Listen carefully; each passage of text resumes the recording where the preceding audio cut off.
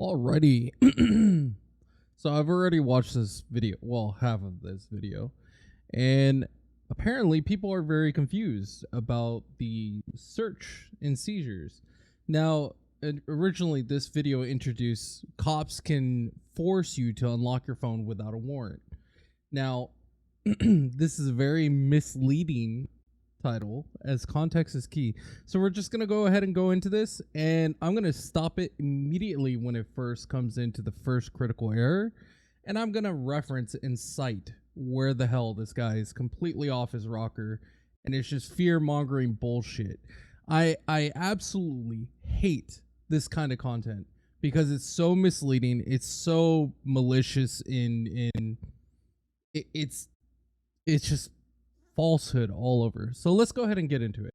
Welcome once again to Leto's Law. Here's Steve Leto. Got a story here sent to me by almost everybody, and I've seen several versions of the story out there. This is from Reason.com, and Joe Lancaster wrote it. Appeals court rules that cops can physically make you unlock your phone. So we've had a bunch of stories in the news about this. The police arrest somebody, they got a cell phone on them, it's locked. Yes. So now, in this initial first 24 seconds, if you were to be pulled over, right? Let's say you got pulled over and, license, registration, and then the cop just starts harassing you, and then they take your phone and they're like, fingerprint this so I can go into it and blah, blah, blah. That would be absolutely crazy. In fact, let's dial it back some and even paint another arguable violation, right? Let's say you go to court, you got to check in, and then when you're going to check in, the moment you hand over the phone, they go, "Oh, we're going to go through this phone. You're arrested. It's in our custody. We can go through it." No, that would also be false, right? They can't go through your phone just because you surrender your phone when you go to check in. And when I say check in, what that means is when you have a turn-in date, essentially they'll tell you, "Oh, you got 30 days, blah, blah, blah, like go turn yourself in, surrender yourself, and then, whatever your belongings that you bring in for your check-in, they put in a bag." They're not going to have you turn around and press your thumb in to scan your phone. That's absolutely crazy. The people would go batshit crazy over that. But let's go ahead and continue. Let's see when he clarifies what's Please going on say, here. "Unlock your phone." Person goes, no. And you can make an argument, among other things, about the Fifth Amendment, perhaps, right? And of course the Fourth. But the question. So, Fifth Amendment. Let's go ahead and pull up the Fifth Amendment. Boop, boop, boop, boop, boop. Self-incrimination. You cannot self-incriminate, right? The Fifth Amendment also protects criminal defendants from having to testify if they may incriminate themselves through the testimony. Pretty much, like, when they read you your Miranda rights, they tell you, like, "Oh, you can have a lawyer here, blah, blah, blah." It's because they don't want you to turn around and say your Fifth Amendment was violated because you spoke against yourself, and now you have to battle your own testimony. Right? Now, that seems weird because that's like saying, "Oh, I don't want you searching my car because if I let you search my car, you're violating my Fifth Amendment." No, that's Fourth Amendment. It's a violation of privacy. So if we go up here and type in the number 4, right? Fourth Amendment to the Constitution was ratified, blah, blah, blah. Protects American people from unreasonable searches and seizures. What is unreasonable? Anything that is, first of all, warrantless.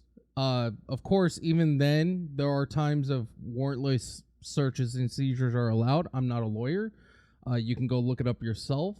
But it's just, in layman's term, is to protect you, right? So let's go ahead and continue. The question is, that's when you're already talking about inaccurate, simply by the way. the act of pressing the thumb against the phone as the unlock method, is that a violation of your constitutional rights? And many people, I think, would say yes, because they're making you do something that could incriminate you. Yes, it is. It is 100% a violation of Fourth Amendment. Regardless if there's a passcode, a lock and key, a thumbprint, an eye scan, a hair follicle, whatever, right? Well, technically a hair follicle you can find off the ground and use that, but then you have to prove that the hair follicle belongs to that person. All that aside, you cannot physically make someone relinquish any additional information on a case without their approval, right? You can't force someone to do that. It is a Fourth Amendment violation. Everyone knows this.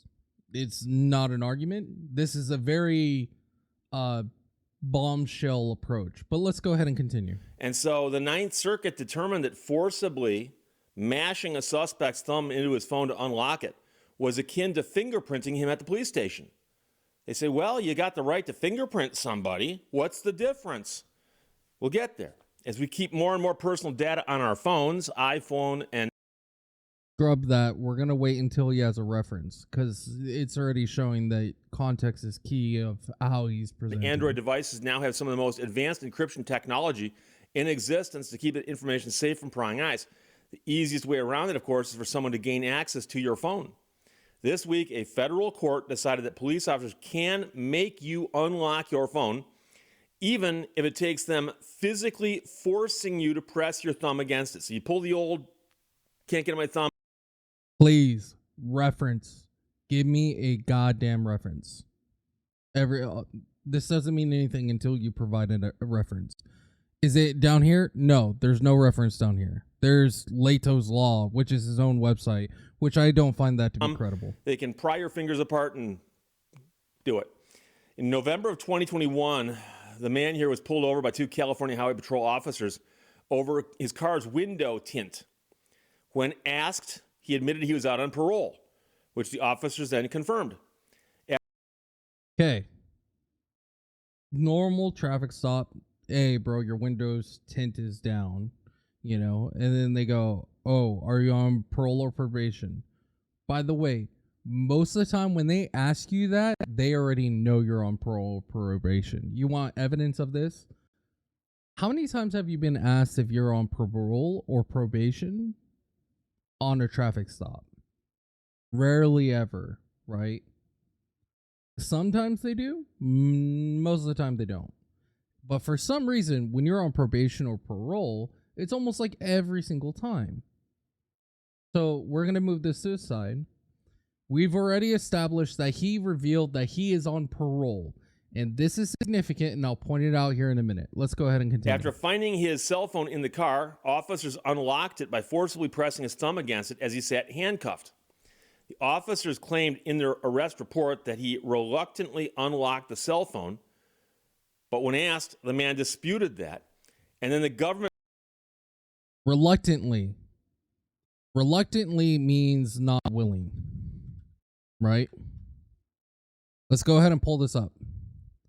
Is unwilling and hesitant way, meaning they said, hey, we need you to unlock your phone. He says, nah, I'm not going to do that. And then they go, we're going to have you unlock this phone. We've established he's unwilling, right? So if this was a violation of his Fourth Amendment rights, that's an easy lawsuit, right? If Fourth Amendment is the one that gets violated, like almost... Actually, I take that back. Probably First and Fourth Amendment. First being more, Fourth Amendment is oftentimes being violated. It's just cops tend to think that they can do more, but then they have the immunity that allows them to get away with a lot of stupid shit. Okay, so he got forced into unlocking his phone. He admitted he's on parole, and then he's forced to unlock his phone. Let's go ahead and continue. Later accepted in court that the defendant's thumbprint was compelled. So at first they said, well, he reluctantly did it. And of course, that's a very mild way of describing reluctance. The officers...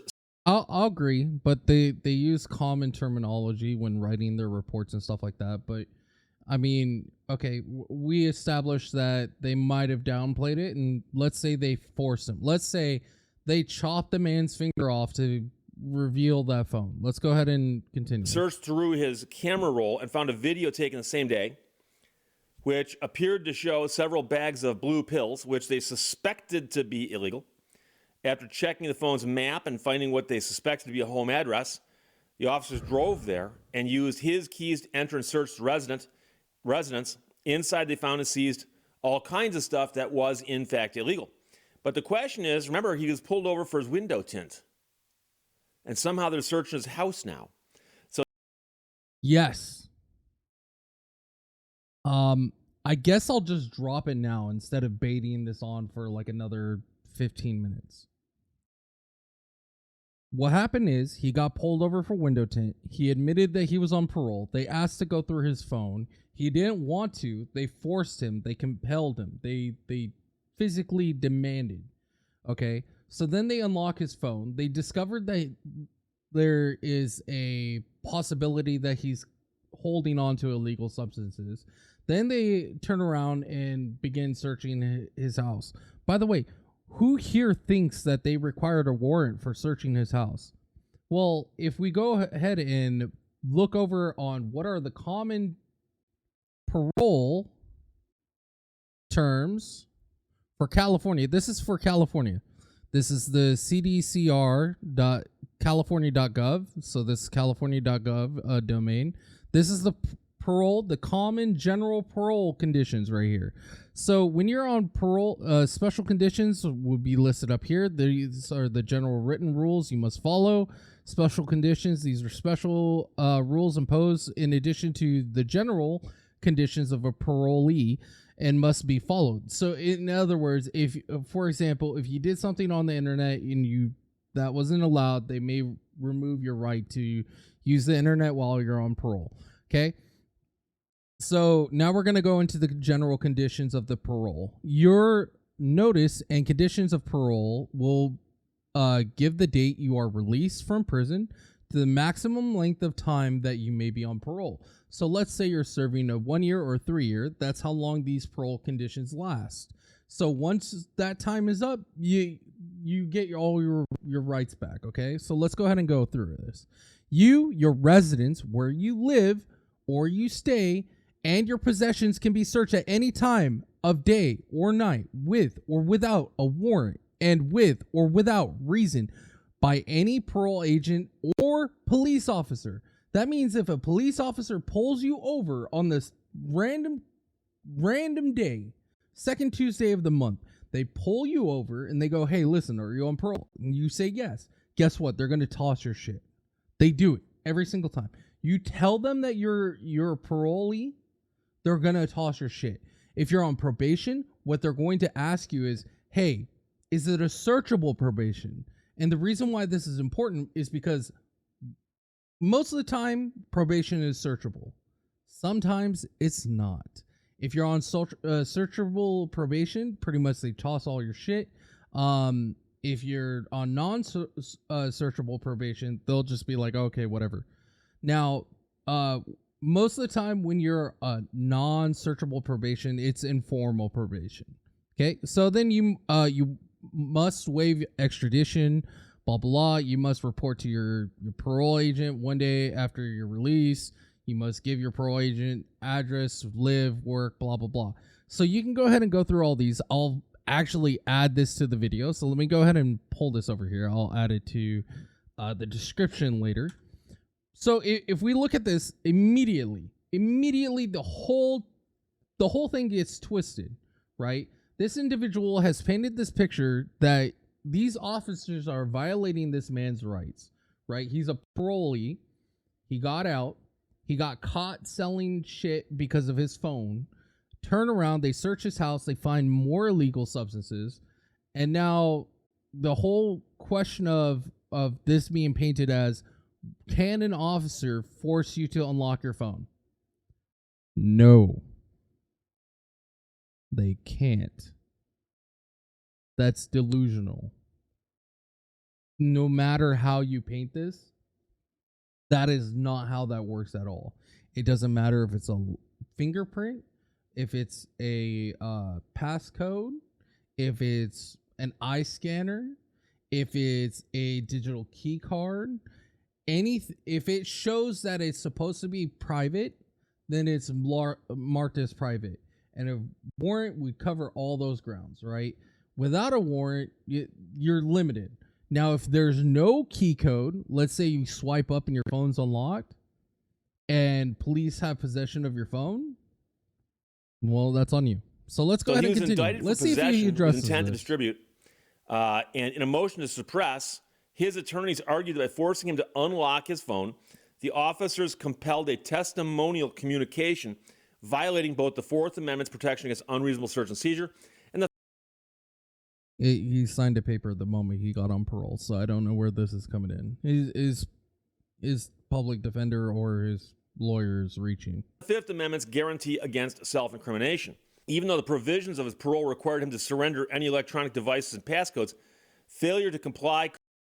Oh, he even stated here, hey, listen, when you get out, you have to surrender all this information.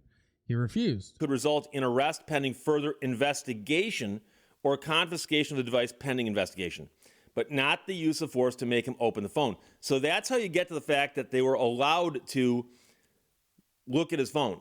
Apparently, it's part of the provisions of his parole. Yeah, it's all parolees have it. It's very common knowledge. If you've been in or out of the system, you would know this. I was looking in the comments and everyone's like, oh my God, everyone's a fascist, blah, blah, blah. The court is violating it, blah, blah. No, it's in his terms and conditions. Let me paint this picture for you. The moment you get out and you do your first check-in with your probation officer or your parole officer, you sign a paper that says, hey, listen, you're going to be doing all this. Now, if you violate any of that, you're fucked, dude. You're just fucked. The district court denied the motion to suppress. The man pleaded guilty, but they apparently preserved this issue on appeal. And in November of 2022, he was sentenced to 12 years in prison. Notably, he had only served 3 for the crime for which he's on parole, which was assault with a deadly weapon on a peace officer. So he appealed the denial of the motion to suppress, and this week, in an opinion, the U.S. Court of Appeals for the Ninth ruled against the man. Searches incident to arrest are an accepted part of Fourth Amendment precedent. Further, the judge wrote, as a parolee, this man has a significantly diminished expectation of privacy, even though the conditions of his parole did not require him to provide a biometric identifier. The distinction was insufficient to support throwing out the search altogether. But the judge went one step further, and I always have people asking when judges... I'm gonna crush Steve in here in like 2 seconds. Judges don't explain everything. Why don't judges just simply, lay out rules for the future? They're only supposed to rule on what's necessary in front of them. Okay, he's gonna go on a tangent. He is arguing that because his parole terms and conditions did not specifically state biometric, which is his fingerprint, that there's an argument there. There isn't. Because regardless of what you choose to put your security on for your phone, your house, or whatever, as a parolee, you have to submit to searches. You have to. If you argue with that, you get a violation, back in you go. There's no way around that. Now, the reason why he's arguing so much about this is because he'd much rather have a violation than he would being sent back in with additional charges, right? That's where this whole argument comes in. But it doesn't matter if it says biometric or not, because the whole scope of the matter is he's supposed to submit to providing his cell phone, providing, access to the car, providing access to his house, providing access to his shed, his basement, his bunker, his tree house, whatever. Because he's a parolee. He doesn't have that there's no expectation of privacy. It's very, very diminished in that case. The only argument is, well, what if officers just show up and they just wanted to search my house? Guess what? They do that. And they're allowed. They do it all the time. Like, they really do. That's one of the biggest arguments that I hear or have seen was, hey man, I'm just chilling at my house. My probation officer shows up with 2 agents and they toss my fucking house, and now I have to clean my house. Right? Because what a lot of people don't understand too is police officers, probation officers, parole officers, when they toss your shit, they don't put things back. They fuck your shit up. Like, your clothes are on the floor, fucking shit's everywhere, and you got to go up and clean it up. And they can do it at any given time. Generally, they won't go past 11. But, dude, if they hear something, if they catch wind of something, they will fucking show up and search you. But here, the judge wrote, we hold that the compelled use of the man's thumb to unlock his phone, which he'd already identified for the officers, required no cognitive exertion, placing it firmly in the same category as a blood draw or fingerprint taken at booking. The act itself merely provided CHP with access to a source of potential information. However, AKA, like I said earlier, judge doesn't give a shit. Lawyer was reaching and trying to identify it as something else to try and argue a case. When, again, it doesn't matter what you use. I love how the judge even went further and says, like, dude, this isn't even the same as a blood draw. It's not comparative. It doesn't, like, even if we do fingerprinting or blood drawing for DNA sampling and stuff like that, this is not the same boat, okay? This boat is, he is supposed to reveal whatever's on his phone and allow police officers to search it. However, you should note, the Supreme Court ruled in 2016 that police need a warrant before drawing a suspect's blood. And I've said this before, and this is one. Yes, except if you're a parolee. I love how he's moving away from the whole fact that he's a parolee. He's taking this one scenario, he's getting rid of one of the most important factors to blow up his own narrative. He's trying to paint a picture in order to fearmonger his audience into following. This guy has 500,000 subscribers, but he's so fucking malicious, man. Like, I hate the way that he's painting this picture because it's nothing like reality. He's a parolee. He got caught, found himself in a situation of breaking another law and is looking to being placed back in. This is not some average citizen that just randomly got picked up, forced the thumb scan, and all that. If it was, I would 100% agree with this narrative. But he is extremely fucking malicious with the way he is painting this picture. One of those common sense arguments that transcends the law. If I was a judge, it's not common sense. He's a parolee. And I don't want to be a judge, but if I was a judge and this case is in front of me and the police officers are standing there prepared to testify and their attorneys are there, everybody's there, I'd say, let me ask you a question. Why didn't you get a warrant? Because it's not required. Because he's a fucking parolee. First of all, if you're going to put yourself in that position, you have to be an expert, right? You can't sit there and try and paint this narrative that you are an expert because you're not. I see these English dictionaries right here. I see a couple of books behind you. Cool, that's great. But you still don't know the basics of taking the 5 seconds to look up what are the common general conditions of parole.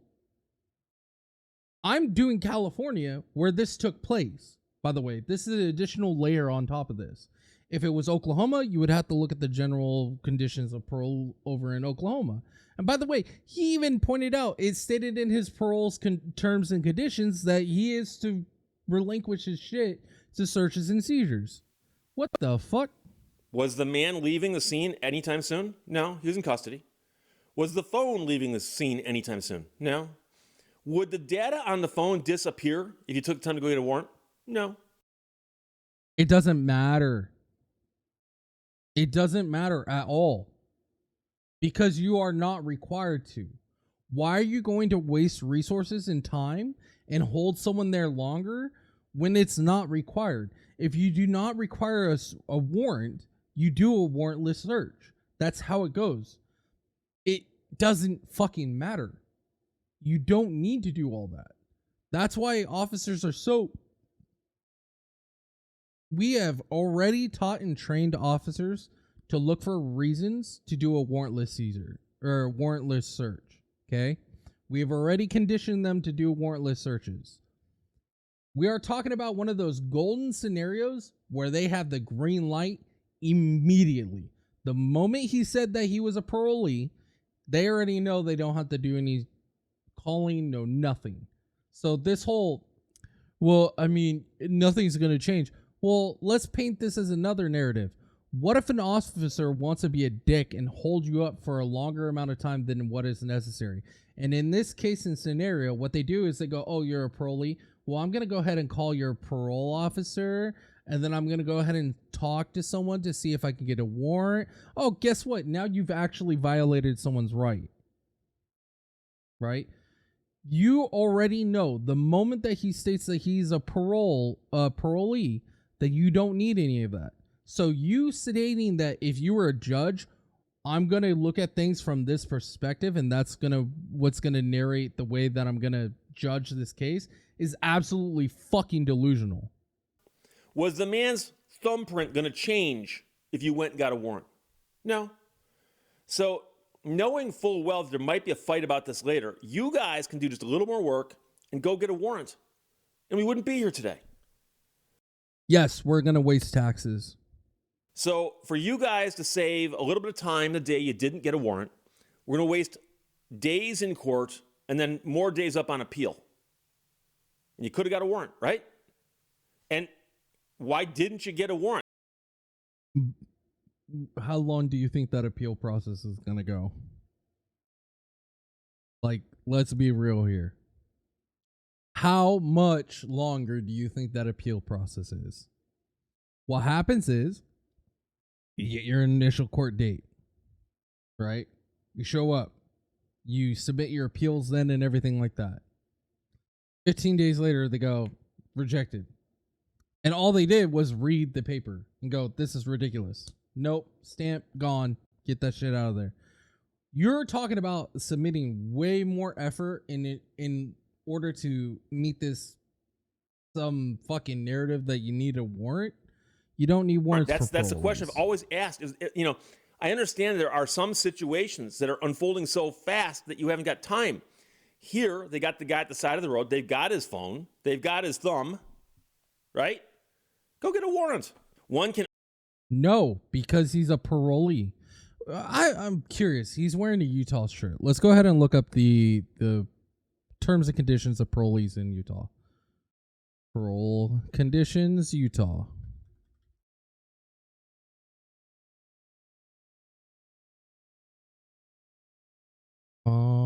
Standard. Blah, blah, blah, blah. Agree to compliance. Obey all laws. Cooperate with the board DOC. Further supervision. Be truthfulness. So, AKA don't lie, which also is a... Oh, okay, here we go. Parole visits. I permit my parole agent to visit my residence or any place where I am present, aka if you're at your car.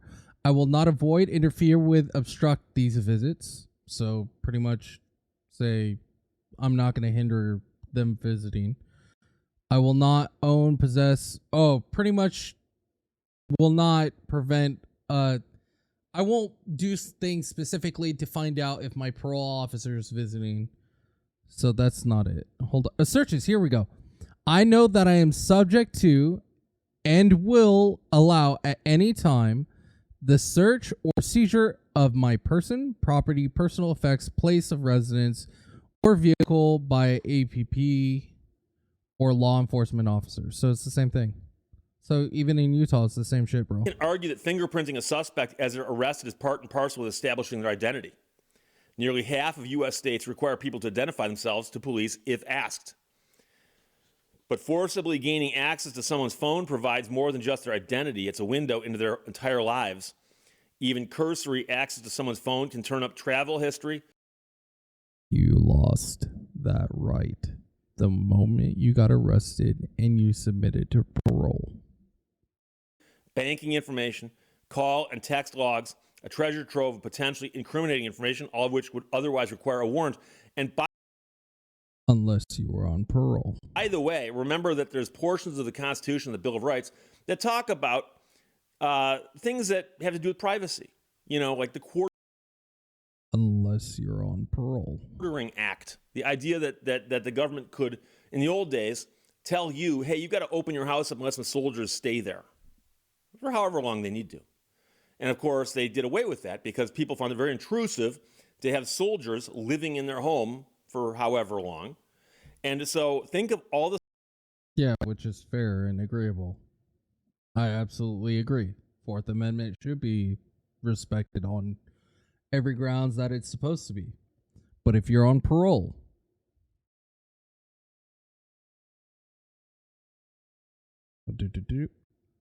you consented. You consented. You consent. The moment you go on parole, you consented to every search and seizure, regardless of when, where, who, what. It is a ticket, and every single officer and parole officer, everyone and their mom, can use that ticket at any given time until it expires. It's an unlimited coupon, 100% off. Get to check the parolee's belongings, regardless if it's a phone, locker, cigarette box. It doesn't matter. The stuff that's in your phone. By the way, crazy thing is, I had cigarettes during one of my searches, and they ripped up my cigarettes to make sure that there was nothing hidden inside. Complete dick move. And that's probably the most intrusive that someone can get these days. Because in the old days, we thought, well, if someone stole my mail, they'd know a lot about me. Or if somebody broke... Yes, I agree. I 100% agree. Broke into my house and broke into my safe, if I had a safe. Or they broke into my safe deposit box. That's where I keep my secrets. Nowadays, everything's on your phone. That's the one thing that's got the most private information on it for most people. I'm pretty sure that's true. Yeah, and you know what? What's crazy is, like, I'll walk around and I see people with their face in their phones all fucking day. Like, go out and count the number of people that have their face in their phones versus not. But again, this is an argument of, should police officers be allowed to search someone's phone? No, the narrative is, should police officers be allowed to search parolees' phones? And yes, you consented.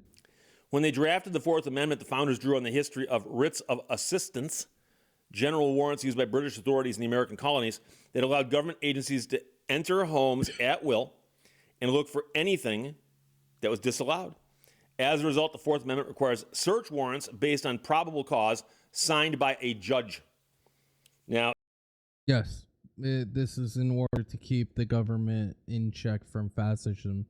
But you know what's crazy is, I can go in all day how this right gets violated by ad companies, and the fact that, you know, Google/YouTube are willing to comply with police officers and government agencies and submitting all this data about you, and how, you know what, like, there's people from foreign countries that have more information about your behaviors and mannerisms to tailor the ads towards you versus what you actually know. Like, you have no idea how deep that rabbit hole goes.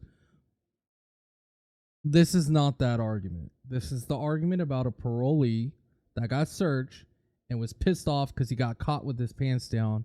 He was caught slipping and he was fucking up. And now he's going to have to serve his original full sentence, and now he's going to have additional the judge does note the peculiar circumstances of the case. Our opinion should not be read to extend to all instances where a biometric is used to unlock an electronic device. But he adds, the outcome may have been different had the officer required the man to independently select the finger that he placed on the phone instead of forcibly mashing his... It doesn't matter. He is supposed to open and unlock his phone and relinquish possession of it for an officer to search through it. It's in the parole contract. Thumb into it himself. It doesn't matter if it's so the judge is basically saying, hey, look, there's double secret back door he could have gotten out, but he didn't know that. So what you got here, pretty straightforward. Guy's got a cell phone. It's locked. Police want to look at that cell phone. I love how he keeps negating the fact that he's a parolee. This is so disingenuous. You keep ignoring the fact he's a fucking parolee. And instead of going and getting a warrant, they literally grab his hand and stick his thumb and do it that way. And the court said, that's fine. That's fine. And by the way, I mean... Yeah, because he's a parolee. Another problem you got with that is, let's suppose that somebody's at the side of the road and they're actually able to put up a big fight. Yeah, is this person a parolee or not? Where they will not let somebody push their thumb up against the phone. What do you do then? Do you tase the person to make them more cooperative? This is a fear-mongering about a if statement. It's appealing. It's the fallacies.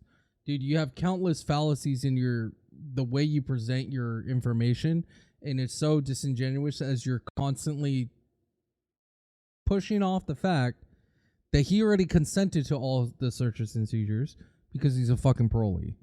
You're painting this narrative that we're looking at John Doe, who is now being a victim of the system, and he's forced to submit all this and blah, blah, blah. Wait, he's a fucking parolee, dude. He's already consented to all this. This face is perfect for this whole video. You don't know what the fuck you're talking about. You're constantly trying to paint this crazy fucking imagery in order to suit your narrative. This is so disheartening. I don't know how this guy got 500,000 subs, because this is fucking crazy. Seems to me that the warrant would be the way that you get around almost all of this. Now, some of you are going to say, but Steve, just because they got a piece of paper telling you to put your thumb on the phone doesn't mean you're going to. Oh, no, of course not. But at that point, you can be held in contempt of court. So if there's a court order saying, provide your thumbprint to unlock your phone, and you refuse, then the court can take a different remedy. But the question is, which do you prefer? Okay? Wrestling with somebody by the side of the road without a warrant, or showing somebody a warrant that says, unlock your phone or you face legal consequences in court. And I think that's the way that most people think this should go. So, yeah, if you're not a parolee, that's what they would do. But pro tip, it's because they found out that he's a parolee, or they knew about it, so they presented the question to them. Therefore, they would have that acknowledgement, and so he couldn't argue later down the line that, you know, they didn't know that he was a parolee. You know, this is so fucking disheartening that we have characters like this on this platform that are disingenuous, that are painting this image and leaving out very important fucking factors. I would 100% agree with this narrative if this individual wasn't a parolee. Right? He spent one sentence talking about the fact that he's a parolee. And then he goes, I'm going to scrap this shit and I'm going to project my narrative about it being John Doe, some individual that's never done anything wrong. He's been forced to. Therefore, I am scared that this is going to be the narrative, and I want everyone to be scared that this is going to be the narrative where everyone's going to have to submit their phones regardless of anything. Police officers aren't going to get these warrants. Buddy, they will get the fucking warrants if they need the warrants. But most of the time, if you are just a regular average citizen, you get pulled over for your tint, they might even ask you, hey, can I search your car? You can just say fucking no, fuck off. And there's nothing they can do. What they'll probably follow up with is, okay, well, I need you to sit here and I'm going to get a fucking drug sniffing dog. And by the way, guess what? That's not even allowed anymore in most states. In most states, you have to have reasonable suspicion to get the fucking dog to sniff the car. Like, for example, the window comes down and it's like, do you smoke weed? This smells like pot. I smell alcohol. I smell this. I smell that. You know? And even then, that gets taken to court, and then that becomes another issue. End of the day, if you're average Joe, you don't need to worry about this fucking painting of narratives. This guy is completely off base. It's because he's a parolee that he got searched. It's because he's a parolee that they forced him to relinquish whatever information's on the phone. There could have been so many reasons why they you know what, they could have just said, you know what, we're not going to deal with your fucking shit. You're going to unlock this phone. We're going to go through it. Then we're going to proceed to whatever we need to do next. Anyways, guys, I'm going to wrap up the video. It's 40 minutes long. This guy is a quackpot fucking lunatic. You guys have a good one and take care. Peace.